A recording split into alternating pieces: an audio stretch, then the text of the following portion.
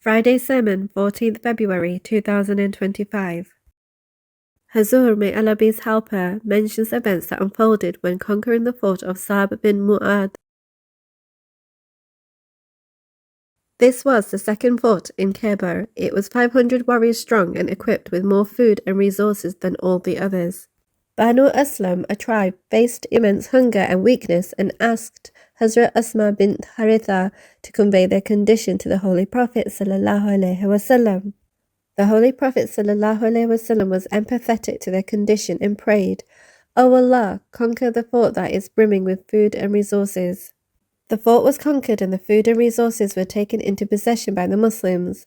The spoils included large quantities of food, and the Holy Prophet ﷺ instructed them to eat from it and also to feed the animals and to utilize everything there. Besiegement of the fort of Zubair bin al-Awwam, formerly known as Fort Qullah.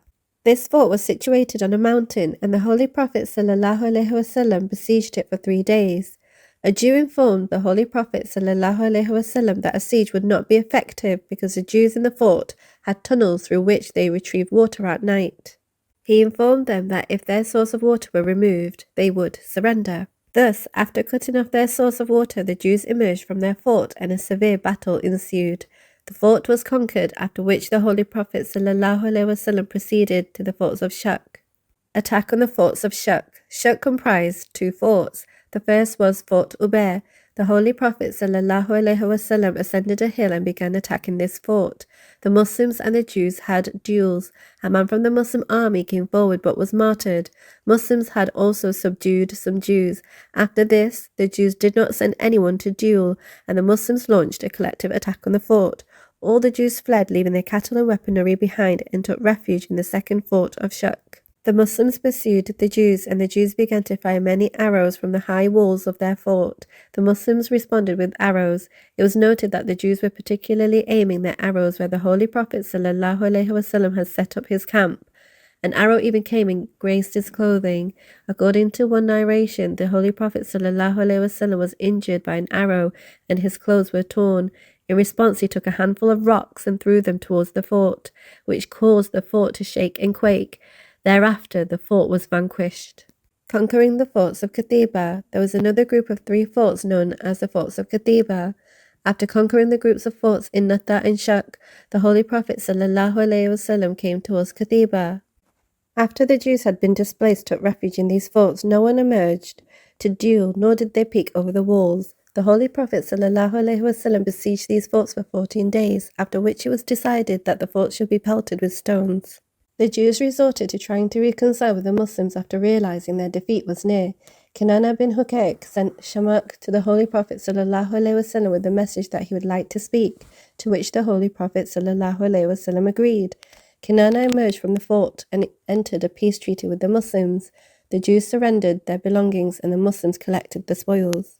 An agreement was signed between the Jews and the Muslims. The first condition stipulated in the agreement was that the Jews would vacate all forts and leave their weaponry therein, and the Muslim army would take it into their possession. The second condition, according to negotiations, was that the Holy Prophet ﷺ would protect the Jews and would refrain from making their women and children captives. Thus, everyone would be protected. The third condition was that the Jews would be exiled and would go towards Syria. The fourth condition was that the Muslims would allow the Jews upon their exile to take as much wealth and resources with them as their mounts could carry. The fifth condition was that the Jews would inform the Muslims of all hidden treasures and would surrender them to the victors. The sixth condition was that the Muslims would not be responsible for anyone who breaks any of the stipulated conditions or withholds information that must be revealed in light of the agreement. Although, according to the agreement, the Jews were required to leave Khyber and go to Syria, they asked to be allowed to stay there in order to tend to their farmland, especially because they knew their crops well. The Holy Prophet ﷺ granted them permission to stay in Khyber to continue their agriculture. The Holy Prophet ﷺ treated them with immense mercy. According to the agreement, the Muslims would be entitled to half the crop's yield. The killing of Kinana bin Rabi. There are a few narrations that suggest that Kinana bin Rabi was killed solely for concealing treasures. However, this was not the case. His Holiness, may Allah be his helper, said that would contradict the true example and character of the Holy Prophet ﷺ. The Holy Prophet ﷺ was the most forgiving and merciful person. He ordered that under no circumstances should women and children be harmed. Before embarking towards Kaaba, he also advised his companions that anyone who was going to acquire spoils should stay behind because that was not the objective. The Holy Prophet ﷺ was a shining beacon of justice, and any narration which contradicts his character should and must be dissected accordingly to ensure its veracity. Furthermore, the Holy Prophet ﷺ is above such behavior where he would order the torture of anyone in exchange for some treasure. Kinana killed Mahmud bin Musulma and was thus killed as a result of this murder.